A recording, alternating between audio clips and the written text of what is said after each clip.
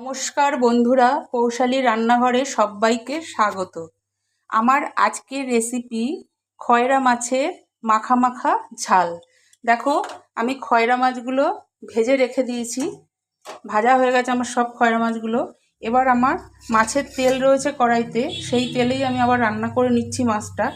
প্রথমে অল্প একটু পেঁয়াজ কুচি ঘরে কোচানো ছিল, নষ্ট করবো পেঁয়াজটা, ওই জন্য দিয়ে দিলাম, দিয়ে ভাজা করে নিচ্ছি। এবার আমি মশলা করে রেখেছি টমেটো পেঁয়াজ বাটা, এই গ্রেট করে রেখেছি টমেটো আর পেঁয়াজ, এইটা আমি এবার দিয়ে দেবো। দিয়ে দিলাম। এবার আমি এটাকে ভালো করে কষাবো,